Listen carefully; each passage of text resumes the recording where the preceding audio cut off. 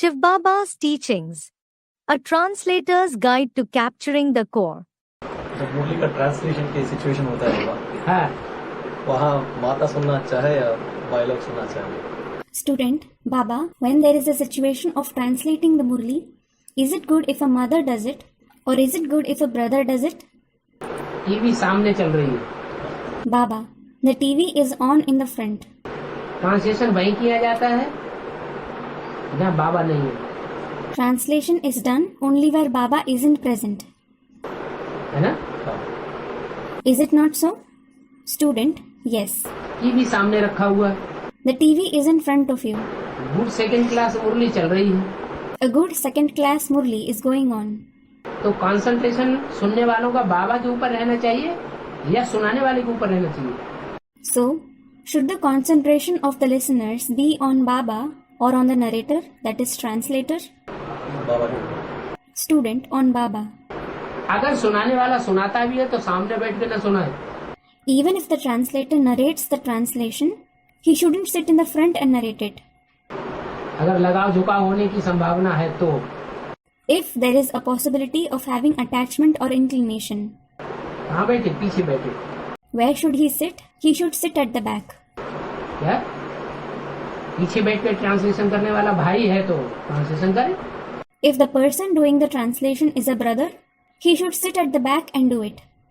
और बहन है, माता है तो भले सामने बैठ कर ट्रांसलेशन करे।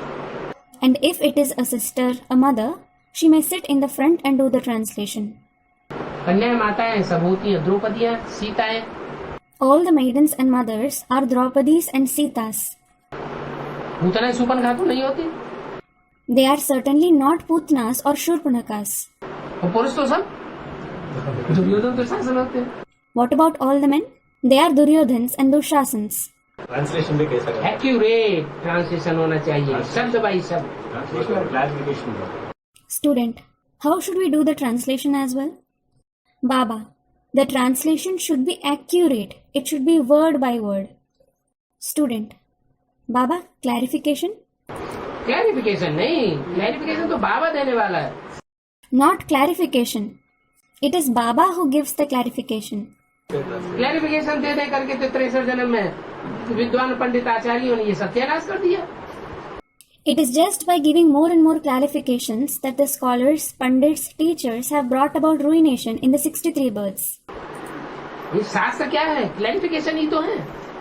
What are these scriptures? They are just clarifications.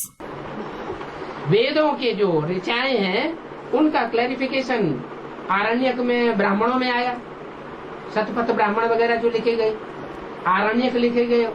The clarifications of the Richas, that is hymns of the Vedas, has been given in the Aranyak, Brahmans and the Shatpat Brahmans, etc., which were written. The Aranyaks which were written. उनमें वो उनका, In them, there, क्योंकि जंगलों में रहते थे ऋषि मुनि और वो वहाँ लिखते थे, उनका नाम आरण्यक पड़ गया। since the sages and saints used to live in the jungles and write them, they were named Aranyaks. तो जो ब्राह्मण बने, जो आरण्यक बने, उनमें वेदों की ही व्याख्या है। So, in the Brahmans, in the Aranyaks that were written, there is the clarification of the Vedas itself. की किसने? Who did it? मनुष्यों ने ही तो की। The human beings themselves did it. तो व्याख्या में कुछ न कुछ अपनी मनमत मिक्स करते गए, जितना जितना बेकार बढ़ता गया उतनी उतनी मनमत मिक्स करते गए। So, they went on mixing the opinion of their mind to some extent in it. The more the vices increased, the more they mixed the opinion of their mind. आरण्यक और जो ब्राह्मण बने उन्हीं की व्याख्या फिर उपनिषदों में हुई। The clarification of the Aranyaks and the Brahmins was done in the Upanishads. उपनिषदों में भी हुई मनमत डाली गई। The same happened. The opinion of the mind was mixed in the Upanishads as well. उपनिषदों की व्याख्या फिर ये पुराणों में हुई। The clarification of the Upanishads was done in the Purans. पुराणों में भी कोई पुराने पुराण हैं, कोई नए नए पुराण हैं। Even among the Purans, some are old Purans and some are new Purans. तो जितने जितने परवर्ती पुराण हैं उनमें उतनी ज्यादा मनोमत मिक्स है। So, all the later Purans have more mixture of the opinion of the mind. मनुष्य ज्यादा विकारी बनता गया तो व्याख्या भी ज्यादा ऐसी हो गई। When the human beings started becoming more vicious, how did the clarifications also become? विकारी व्याख्या हो गई, The clarification became vicious. विकृत हो गई। It became defected. यहाँ भी हम वही करेंगे तो रिजल्ट क्या होगा? If we do the same thing here as well, what will be the result? व्याख्या नहीं करनी है। We should not give clarification. क्या? What? बाबा जो सुनाते हैं उसकी व्याख्या करने के लिए नहीं बोला। You haven't been asked to clarify whatever Baba narrates. क्या करने के लिए बोला? What have you been asked to do? सिर्फ ट्रांसलेशन करो, Just do the translation. Literal translation, Literal translation. शब्द बाई शब्द translation.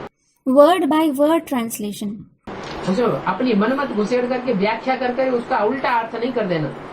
Don't mix the opinion of your mind in it, clarify it and give it a wrong meaning. अगर उल्टा अर्थ करते हैं तो उसका पाप के भागी बनेंगे। If you give it a wrong meaning, you will be entitled to sins. जैसे 63 जन्मों के बाद जब बाबा आता है तो विद्वान पंडित आचार्य की अच्छी खिंचाई करता है। Just like when Baba comes after 63 births, he takes to task the scholars, pandits, teachers. ऐसे अच्छी खासी खिंचाई होगी अंत में। Similarly, you will be taken to task in the end.